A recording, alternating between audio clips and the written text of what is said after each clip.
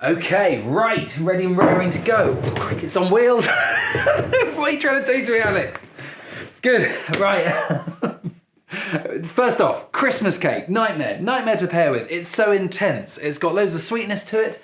And Christmas pudding has always got like dried fruits and things. And whenever you're pairing wine with a dessert of some kind, it's got to be a sweeter wine than the dessert and more intense. So pretty much the only thing I think that does battle with that really well is Rutherglen Muscat. And this Rutherglen Muscat is made by Campbell's. It's available in Waitrose for $9.99 for a half bottle. You probably won't need more than that. It's super sweet, it's delicious. This is made from the Muscat grape in the Victoria Hills in Australia. And it's one of the sort of classic winemaking regions of the country. They just make dessert wines and the climate there is perfect for sort of really high levels of sugar developing in their Muscat grapes. They then age them in a series of oak barrels, developing these complex caramelly kind of characters. And where something like a sherry might be, able to do the sweetness, but might have all that nutty complexity that sherries carry, which might otherwise be really good, this remains quite clean, fresh, very raisiny. It tastes like dried fruits. It's literally the perfect pairing. Cheers.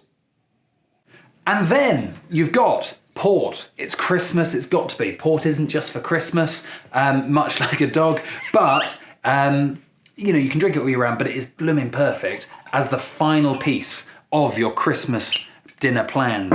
Cheese. Pairing cheese and wine can be tricky. Really tannic red wines, dry tannic red wines are quite challenging with cheese. So white wines are actually easier and champagne's really easy with a whole wealth of cheeses because the acidity is great and it cuts through the fat.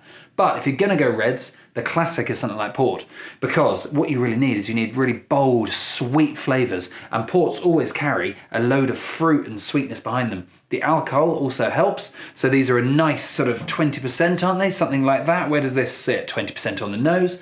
And the style I've chosen is the LBV, Late Bottled Vintage. So this is a vintage wine made in 2014, just from grapes in that year, but where the vintage port by Taylor's, the producer here, would be, lots and lots of money. The LBV is kept in barrels for a little bit longer than their vintage port, so it softens a little bit, becomes more accessible, and they bottle it without it having the crust and the sediment that would form in a vintage port. You can drink it straight away, but it's got all the power and richness and weight of a classic vintage.